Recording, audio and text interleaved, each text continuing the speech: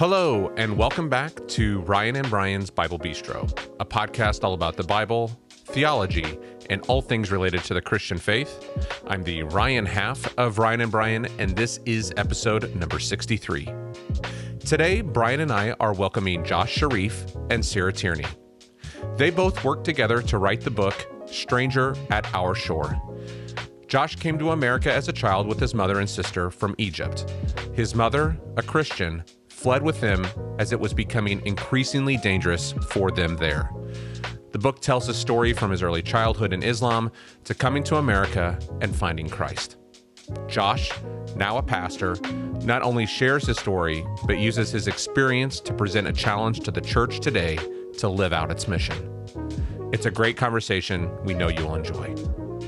Before we get started, just a quick reminder that you can find us at thebiblebistro.com, on Instagram and Facebook at The Bible Bistro. You can watch us on YouTube as well at Ryan and Brian's Bible Bistro. If you are watching us there, don't forget to hit that like and subscribe button. We've also set up a Patreon account.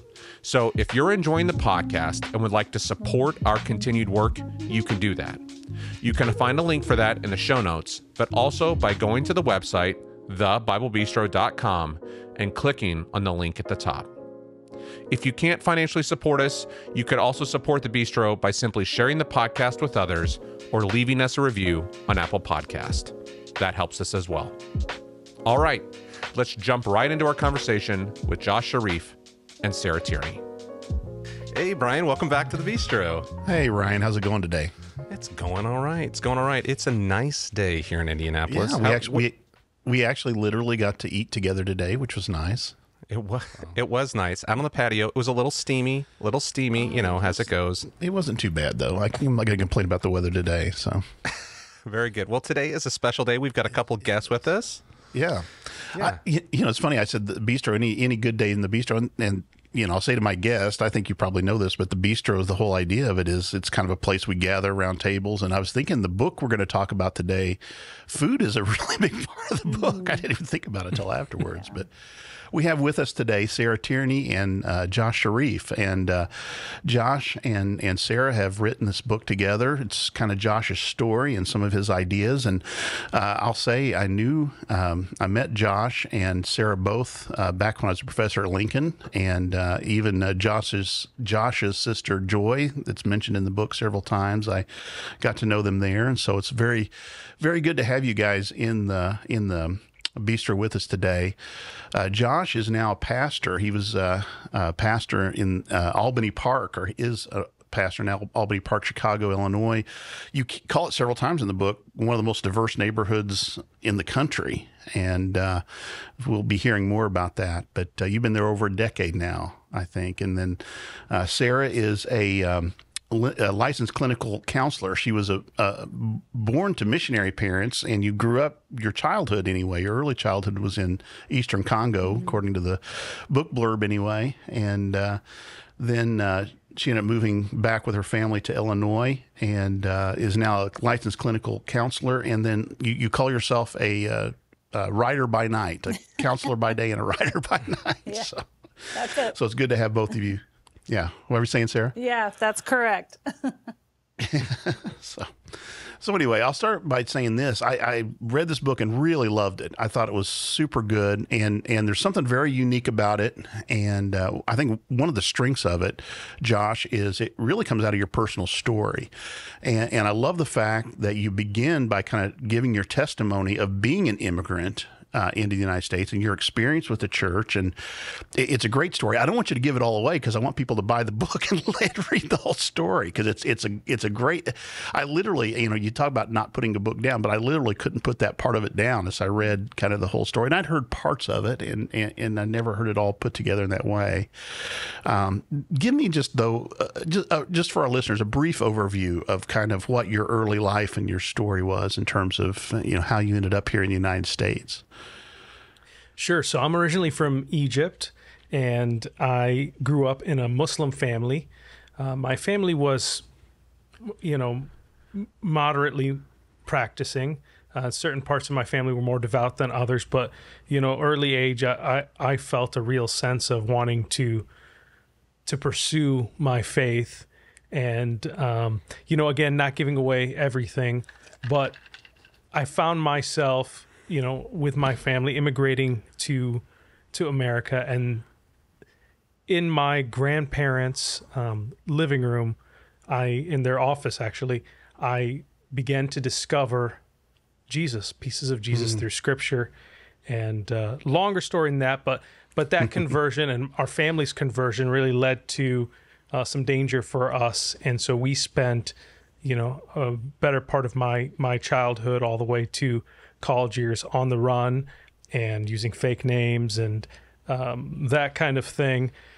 So that's really, to connect it back to studying with you at Lincoln, really that was the end of that season, me walking into college, coming out of high school, and living on the run for about 10 years. Wow. And walking into Bible college.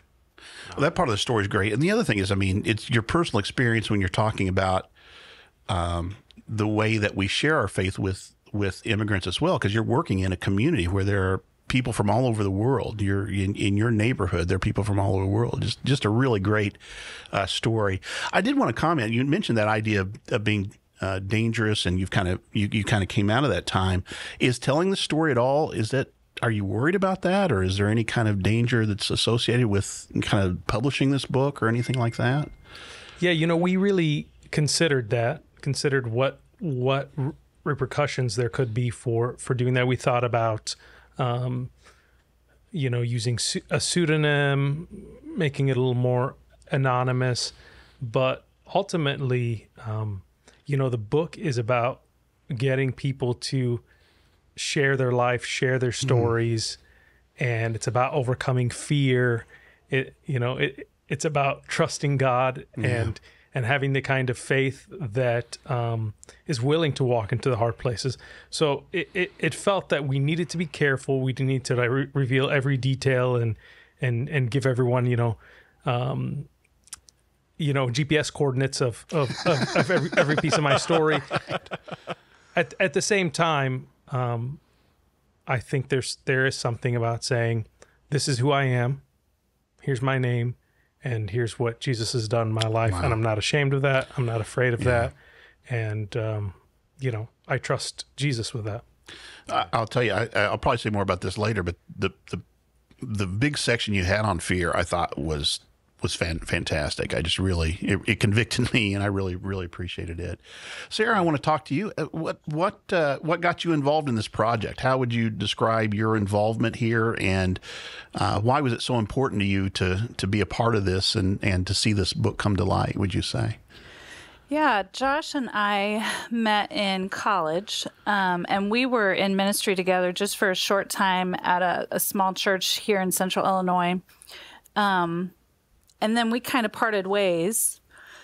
And around the time of the election, it was around 2016, in my ministry context, I just felt like there was a lot of fear. There was a lot of fear of Islam and Muslim people. And I don't need to get into like the specifics, the comments and things that I heard, but right.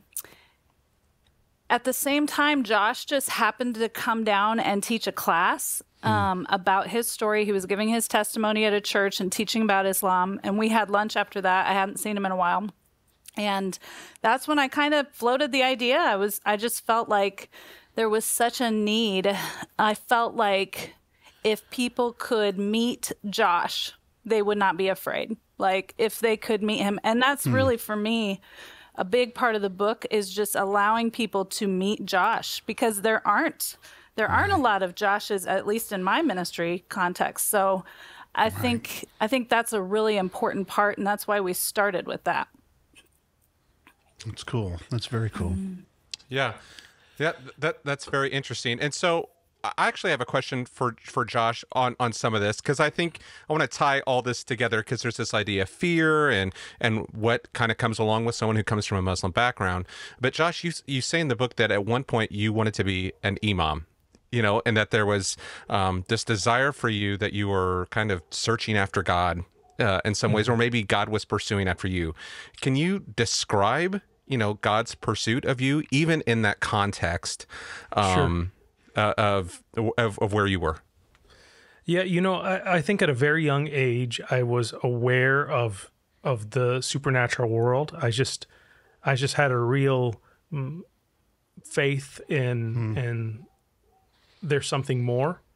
And so I would constantly engage my parents on that. I think probably at a young age more than, they engaged me to try to teach me any faith or anything.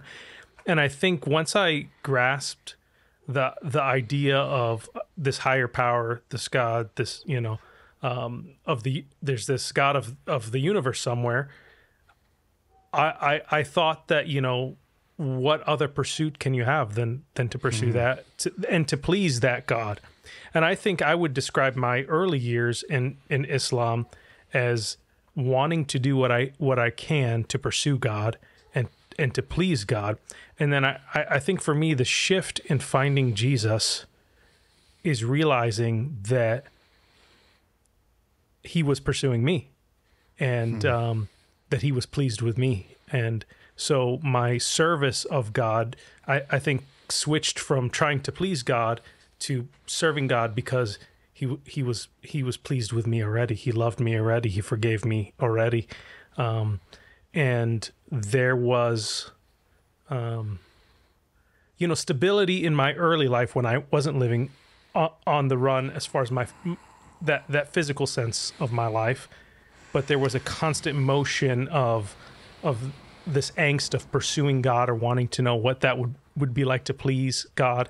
And I would say the other part of my childhood was being on the run, being in constant motion, but feeling an overwhelming sense of security in who Jesus is and the stability that I don't have to do anything to please him and to pursue him. He was right there with me.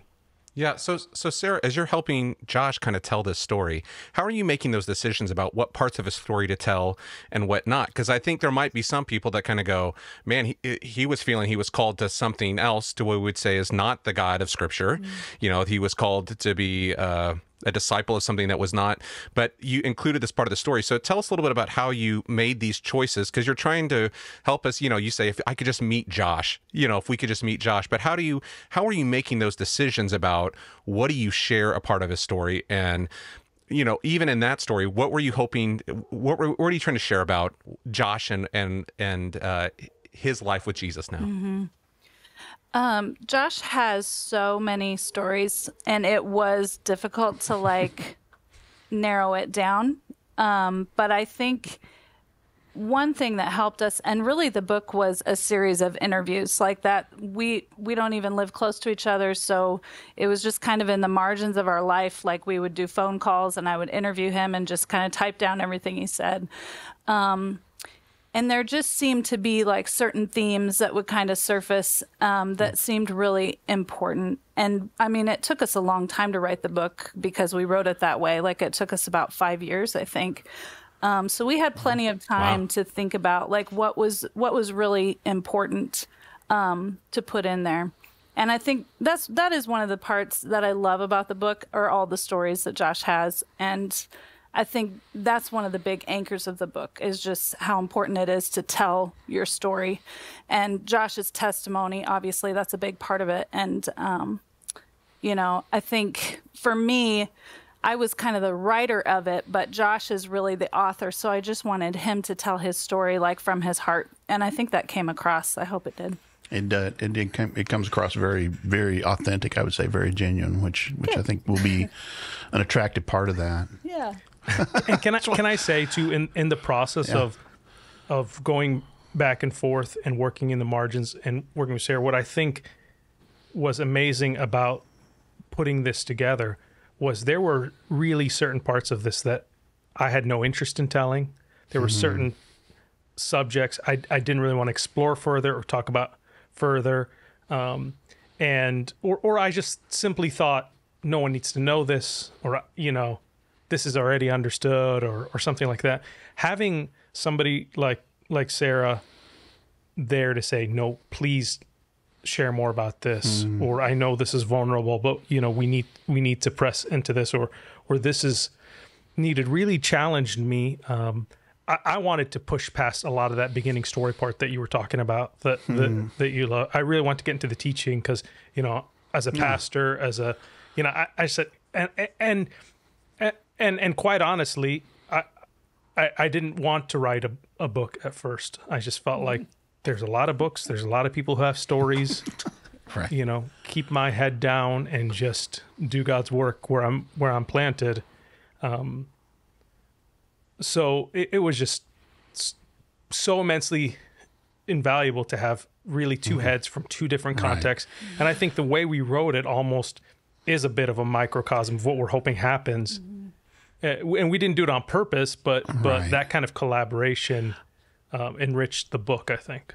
I don't want to read too much into this, but of course, Sarah's a licensed professional counselor, and it's like, it's like, it's almost like you're talking about these being counseling sessions. Was there something that going through this process, was it helpful for you, do you think? And, did it make a change in you, or? Yeah, I mean, I guess on multiple levels, I think there is something important about sharing your stories with people that you trust, and sharing kind of the deep and hard things, unedited, especially.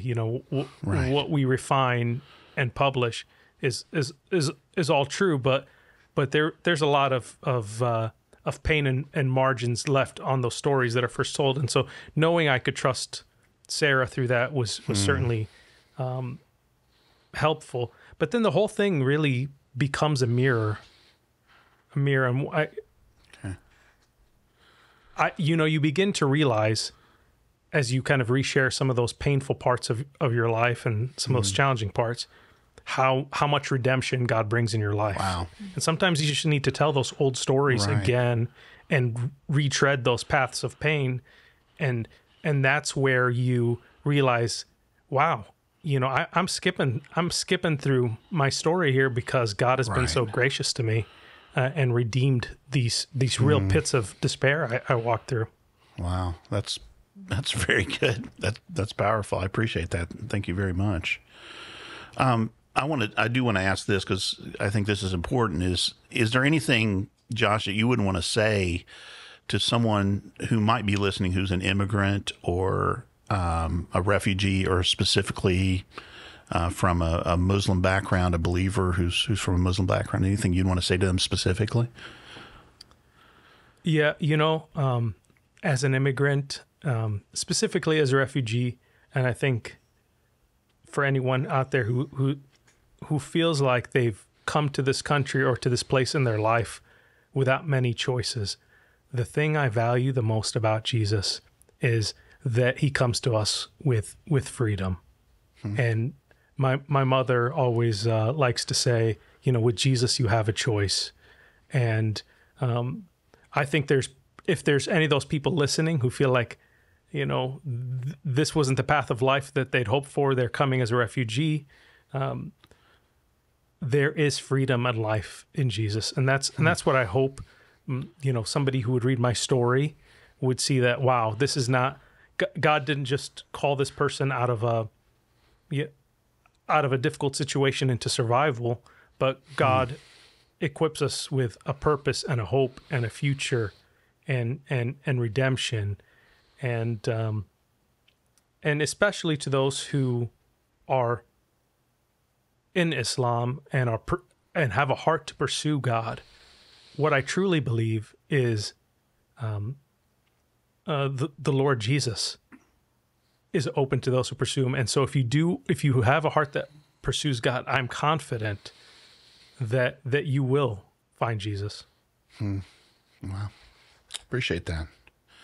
Ryan, did you have something you wanted to ask, or I've got tons of questions. I'm giving you, here's your chance.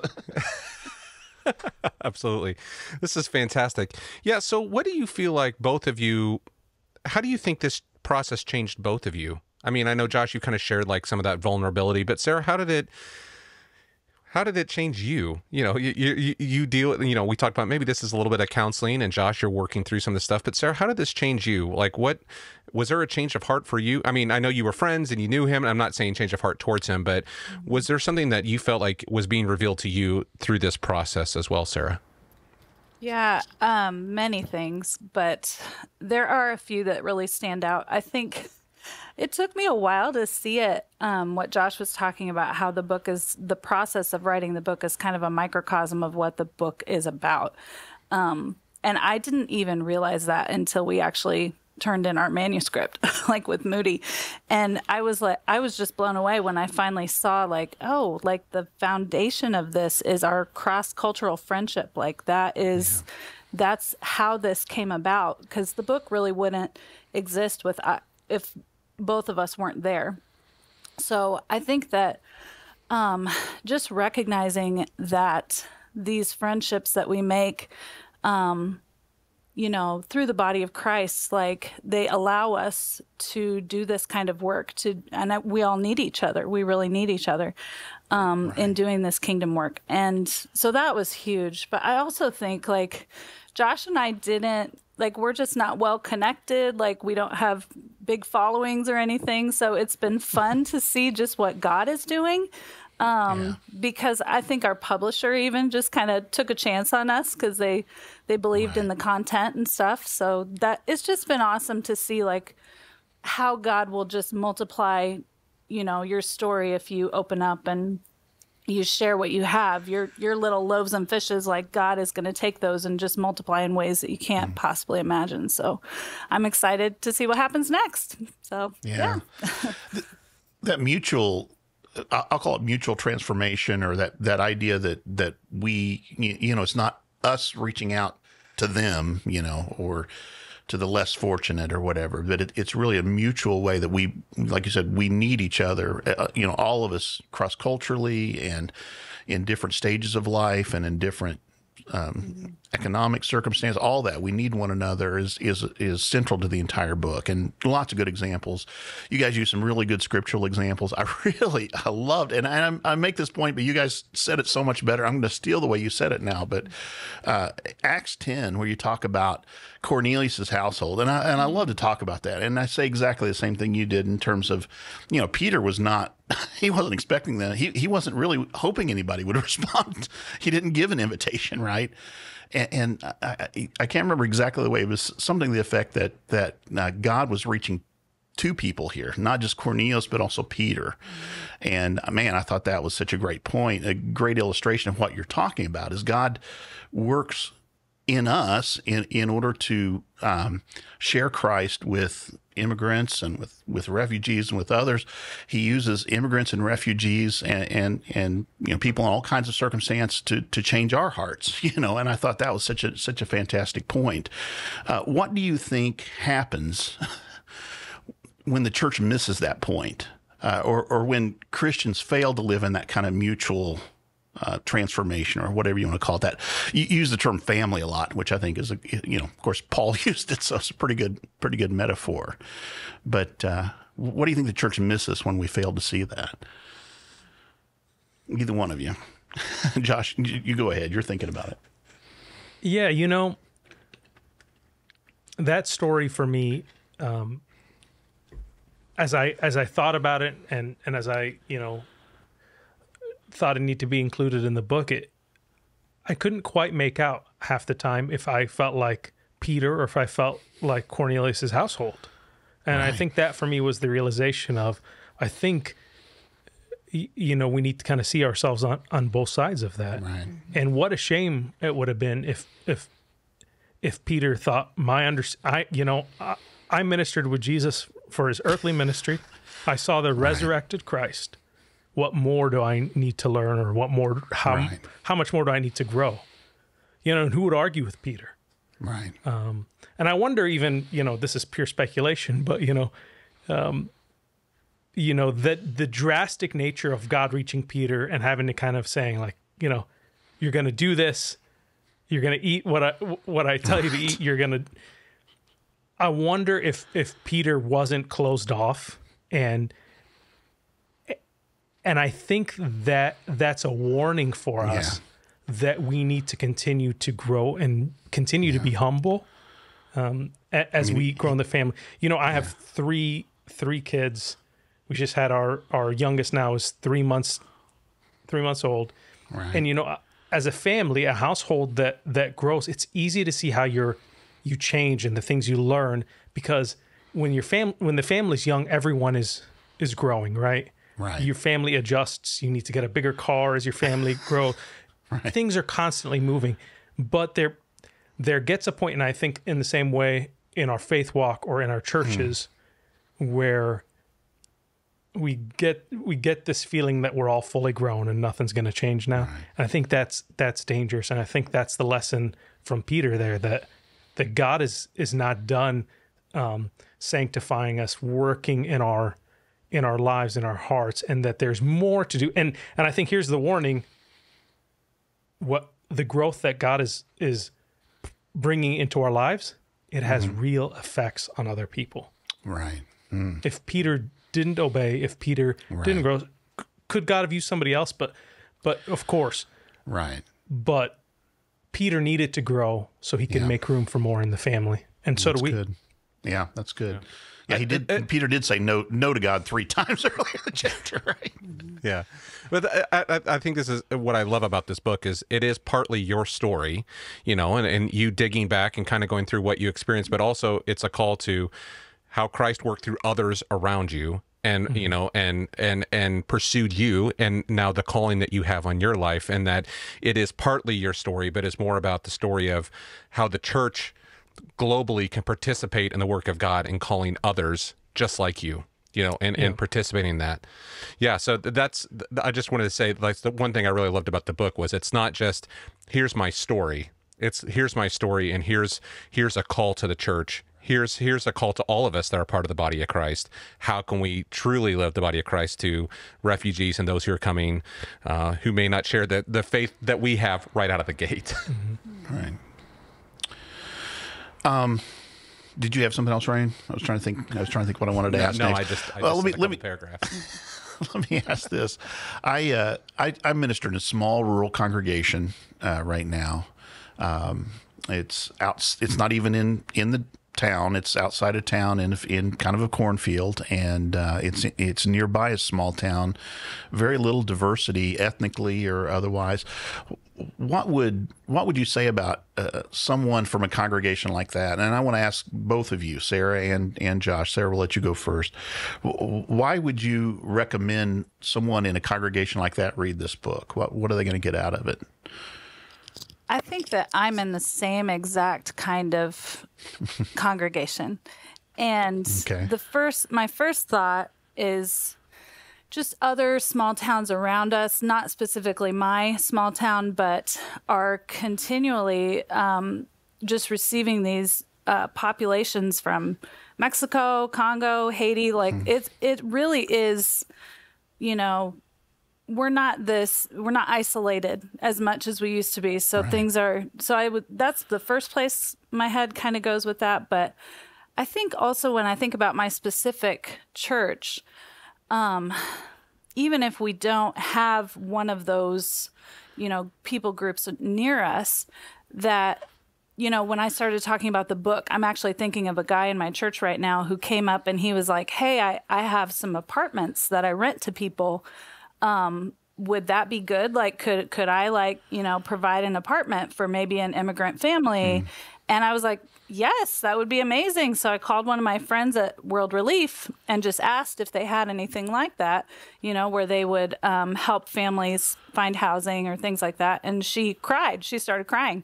And she said, I literally was just looking for my friends. There's an immigrant family she was trying to find housing for. There's no housing that's affordable, or, you know, like down here, the housing is just, it's plentiful, it's affordable. And up there, it's just so difficult sometimes for them to find housing. So we talked for like an hour. I was like, okay, you know, we still, even if they're not around us, we still have a mandate to take care of that group. Sure. So I thought that was really cool how that worked out. Kind of a change in heart in people's. Yeah. Josh, what about you? How would you answer that question? Yeah, and both to your question and even in Ryan's comment, when we thought about this project, I really was against writing a memoir. I did a whole lot of sharing my testimony at churches and things like that, and I got to the point where I want to talk about what God is doing now, not just what God did with, it is a unique story, so people want to hear that. And so we wanted something that was going to be relevant to the church at large. And one of the things that we were hoping to do is that the principles should work regardless of what community you're in. This is really about what it looks like to be a family, what it looks like to pursue God, and what it looks like to have our identity rooted in God before all, our own nations or our own cultures or any of that. And, the emphasis on prayer in there. So I really wanted this to be a book that could help people make disciples, to be and make disciples, regardless of their context. I think, I think it can be, in my opinion, of course, I wrote the book and I agree with what I wrote in the book. So, you're your favorite author, right? Yeah, I think it can be applied to any context. I agree. Yeah. I think also, if I may, there is a little bit like what Sarah's saying. There is some kind of principle of preparation, like being a church who says we're ready, we're willing. Yeah. Sometimes that's when God opens the doors. Being intentional about it and preparing. Yeah, that's good. That's a good point. Thank you. Yeah. So I think that's one of the things is like, I know you've kind of said like, who should read this book? You're saying, everyone. So yeah, I mean, specifically, I think I think that's a hard thing for someone to kind of place their, themselves into that. So for example, I grew up in a small town in Southern Illinois. Mm-hmm. You know what I mean? Like there was not a immigrant population that was coming there. I'm in Indianapolis now. There is, much more of an immigrant population, or people that don't look like me or came from Southern Illinois, something like that. So how does this book benefit them if they don't even feel like there's any adjacency to that context of where they feel like this is something that is even relevant to them? Mm-hmm. Yeah, I think building that heart of compassion, because our world is a global world, I think we need to start with that understanding, no matter where we live and what our context is. We try very, very hard to not hit any political lines. I think we have made sure that there's no, in a sense, politics in the book, but we try to deal with a perspective of what does the Bible say about these kinds of people groups, and what should our response be? And specifically, what do we do with those neighbors? I do think that, and a little bit to what Sarah said, I do think that people are unaware of how adjacent people are, because I spent most of my time in hiding, trying to fit in, like late 90s, early 2000, bleach my hair, wear the puka shell necklaces, just pretend to not be anything other than what my neighbors are. And I remember specifically as well in the small church that I was a pastor at, rural small church that Sarah was at, and Sarah and Jake were at as well for a while. We started to realize that it was very much majority white, but there were some other people that came, maybe like a town over that maybe there was like a 0.5% diversity in the whole county or whatever, anything else other than white, but they started making their way. And because they felt there was a welcome there or something like that. And so, I don't think with the internet, with our global world, that anyone lives in a bubble anymore. And I think this is an issue that's gonna, if you're in a community that it hasn't touched, it's gonna touch. sooner rather than later. Even if you watch the news differently, or you think about things differently, I think that, and you made a great point there. I think, would we want people thinking of Christians in the way they sometimes are stereotyped on the news or in certain stories? I think that was a great point.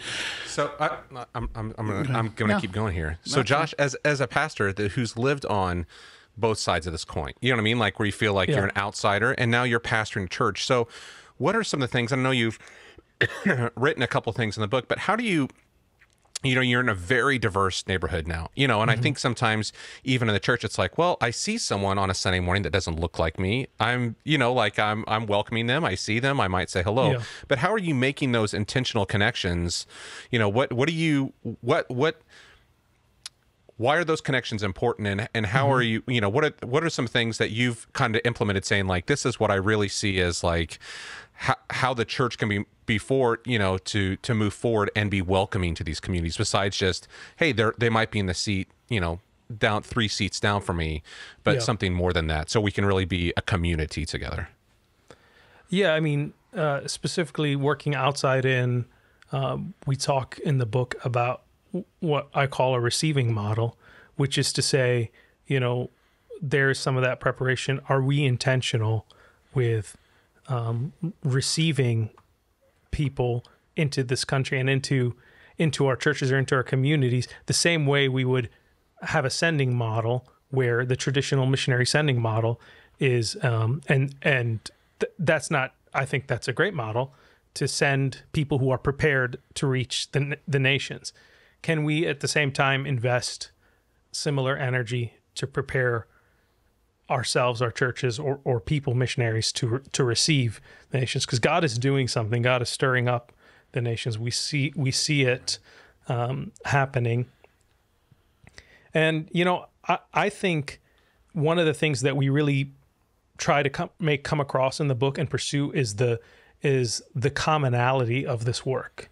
And I think sometimes we really make this mistake of like needing specialists and needing like special tools and and I think we point to one of the places we go to in scriptures, Acts 4, these unschooled ordinary men, but they were with Jesus. Like some of the stories we share, I think some of the most effective people we've seen cross culturally are from places like you're saying, have come from, very white America,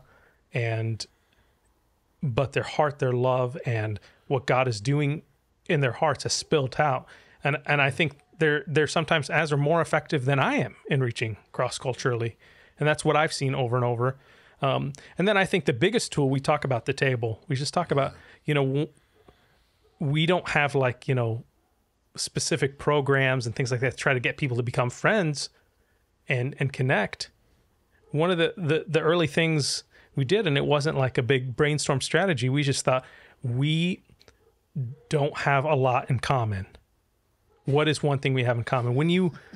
So we started in a very multicultural area, and you think, all right, if you're dual cultural church, if you're, let's say, like a black and white church, or maybe you're quad cultural, you have people from this, you can like switch up a little bit. We're going to do this style this week, and this, and everyone has 25%, and we'll come together. But what happens if you have even more than that? And so for us, we thought there's no way we can cater to everyone's preferences, so we're going to call everyone to set aside their preferences, and we're going to come to the table. Because what culture doesn't eat? What culture doesn't come to the table, doesn't celebrate whatever holiday over a meal? Right. Those are all so standard. And we just saw it to start happening. When we invite each other into our everyday lives, that's when, what's the, I don't know, what's the saying or something like that, when you're getting to know people, they sit in your living room. When you really know people, they stand in your kitchen. Right. That's the intimacy is found in just come into our ordinary, normal spaces. Yeah. And it's reciprocal. It's a little bit of, you see invitations, Jesus saying, I'm going to eat at your house. So it's not only hosting, but it's also being hosted as well, which sometimes I think we want to do an intimate thing in a controlled place. Right. Yeah, I want to come to your cafe. I bet those are great potluck dinners. those are going to be fantastic there. But I love that you talked about the cafe and just what a difference it made and how you had to be intentional. You know what I loved about it is you were honest about the difficulty of that too. That it wasn't just, sometimes people will talk about their strategy and it's like, oh, and it was worked magically. And you told some of the stories and the way it worked very well. But you also said, we had to be intentional about it. We had to tell the crew, hey, don't tear down until you got to spend at least 10 minutes. And I mean, that was, any pastor who's done that kind of church in a box thing immediately recognized that story, So I thought that was a really good thing. You mentioned prayer earlier, and I love the emphasis on prayer too. I thought that was there are 3 or 4 things in this book the whole book was great, but 3 or 4 things that just really convicted me. And that was one of the things, just your emphasis on prayer. Again, you're very authentic there. We emphasized at the beginning, and then we kind of got busy doing other stuff, and we had to recommit ourselves to it. What would you say is how do you understand prayer in terms of its importance to the church? I mean, obviously, it's we all say it's important. How do you see us kind of living that out in a very intentional way? What would you recommend for churches in living that out, or individuals in living that out in a very intentional way? What would you say about that? Yeah, it's interesting. Every pastor knows, you plan some event or something like that, and you have everyone show up, and you plan a prayer event, and right. two older ladies show up. That's right. that feels a lot how it goes, and I think there's a certain separation of prayer from as an event or as a thing. And I think trying to figure out how we can have that as part of our everyday life. But I think also strategically, there is a place where we can't say, okay, Jesus is the chief shepherd of the church. He's the one really in charge of the strategy. He's the one really leading us. And he's the one who's, in his name and by his power, we do all these things. It's his name that saves, not anything we teach you, or we can't go on saying all those things and also forget to spend time with Jesus, right? Because I think there's a certain sense of the fruit that we produce will be according to our connectedness to the Spirit of God. And I think some of us have skill in certain areas, so we can produce some stuff. We can gather some people. We can put on some services. We can, some people are very musically talented. They can really worship. But if we want communities to change, lives to change, the miraculous to happen, and the simple miraculous, which is taking 2 people who are completely different and bringing them together in one family, then we need God's Spirit for that, and we need His leading, and we need to practice listening to his voice and following his leading. Yeah, I agree. Very good. Sarah, do you have anything you want to add to that, or anything else you want to say? No, I think I just say amen to that. I think that's great. Yeah. Yeah, that's very good. Yeah. So what did you both hope to accomplish with this book? That it is, as I mentioned before, it's part is your story, Josh, and what your family and your mother and your sister and Heidi, and then also it's this kind of pastoral piece of it. What do you hope to accomplish through this? Like, what did you, I know you kind of the book kind of evolved and it kind of grew as the stories came out, but what do you hope the changes, or what do you hope people take away from reading this story, from Josh reading your story, and then also hearing your heart from ministry and how ministry is playing out in your context in a very diverse neighborhood, but also for everyone? What do you hope is the change? What are you hoping to accomplish with this? Sure. Sarah, you want to go first? Sure. I have several different hopes for the book, but one of the things that we kind of committed to early on is we just did not want to be heavy-handed with the church. We wanted it to be uplifting and encouraging, and I think we've done a good job of that. Like, it's really, this is a book that I've read probably 100 times now, and just through the editing process. And honestly, it still, every time I have read it, empowers me personally and convicts me. So I think that I guess my hope is that I just want the church to be able to repeat the process. Like, the church really did love Josh well. They did not do it perfectly, but they loved his family and him very well. And he met Jesus through that. And I think that's my hope, is that there would just be more stories like that. Yeah. Cool. Yeah, and I certainly echo that. You know, one of the things that, you know, for years and after my sermons, I go to the book of James and I talk about not just being hearers of the word, but doers of the word. And I think, back to Sarah's point, you know, I've read books with critiques and instructions, and it has felt like it's crushing. You know, you just don't even know where to go after that, because you are so convicted, or you feel inadequate to take next steps. And so my hope is that this will help the church, the individual, take their next step and encourage them to be doers of God's word. Not our words, but we try to really have a scriptural emphasis. Can we together be doers of God's word? What kind of context do you imagine this being used in? Like small groups, or is this targeted at pastors primarily, or both? Or what are your thoughts on that? I think we are coming out with a small group guide.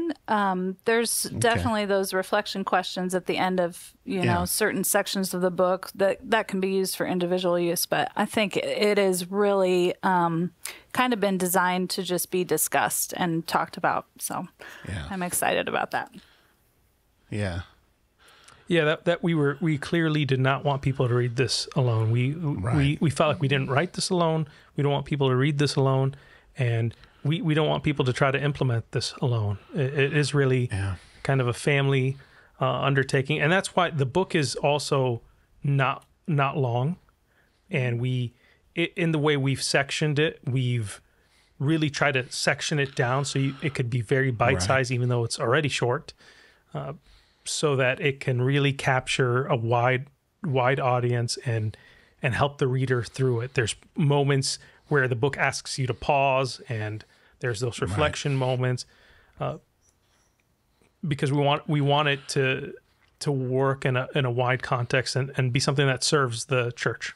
Yeah. In the reflection question, I noticed almost every time you said, what are some scriptures that were mentioned in this? You know, it is very scriptural, very, you know, you guys have done a great job of integrating some good stories from scripture into it. And I think it's really good. It would be, you're great. You're right. The discussion would be fantastic. I think it would be really good for any church to discuss, to talk about.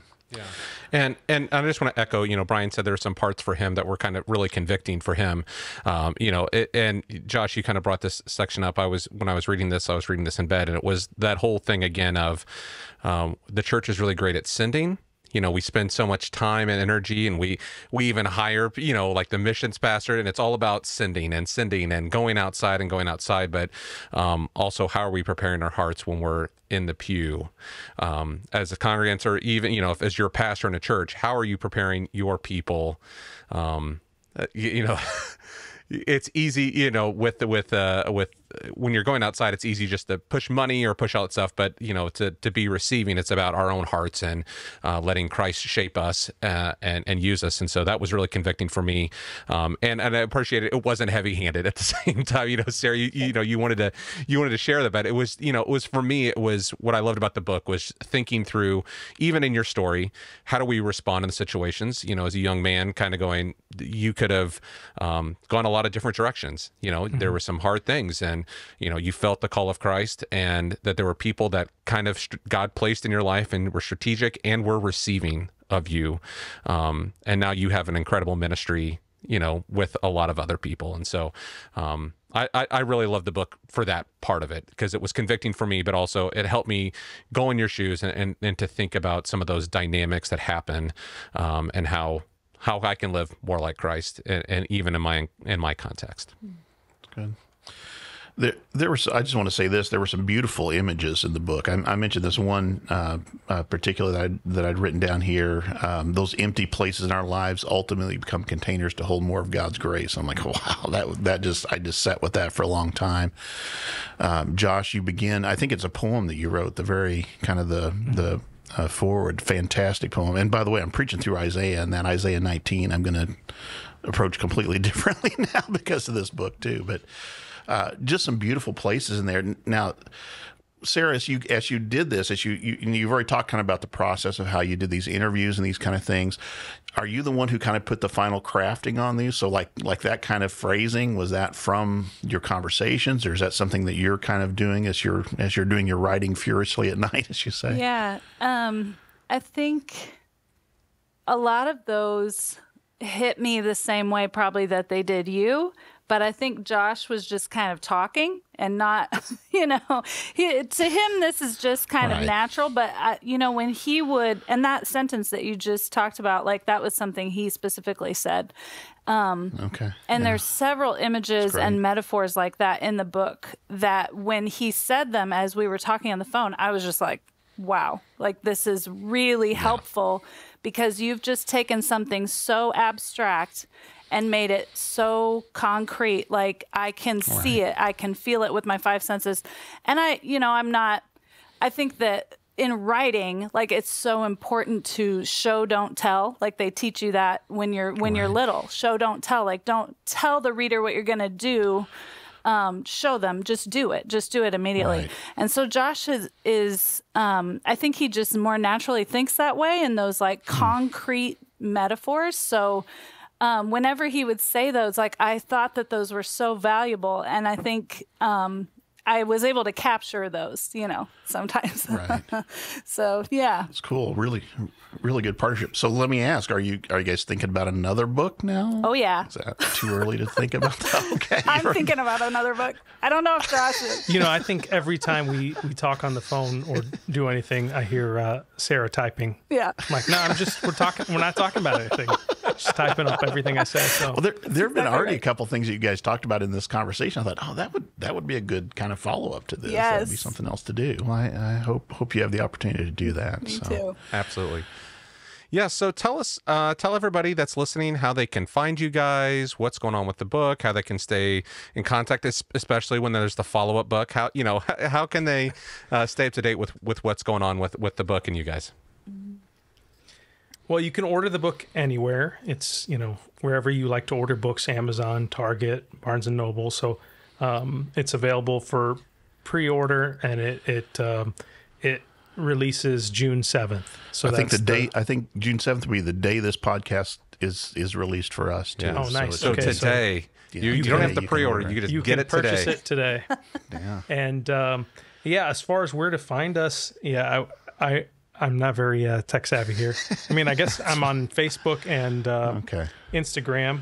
I'll give you my Instagram handle here. I should have prepared this. I talked about preparing this. My Instagram handle is Sherif, Sherif, Josh. Okay. And, all right. Just search my name. Very cool. Is there an official website or anything like that for the book, or is it?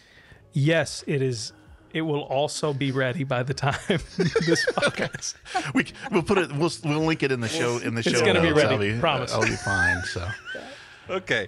All right. On that question. Well, Sarah, how can we get a hold of you? Is there Yeah, I do have a website. It's mostly just for my counseling stuff, but I occasionally will blog on there. It's just Sarah Tierney Counseling. Tierney is Tierney. And then I'm on Instagram as well. My handle is Sarah with an H, Lew, Lew, who, WHO. So I occasionally will blog like therapy thoughts on there. So, yeah.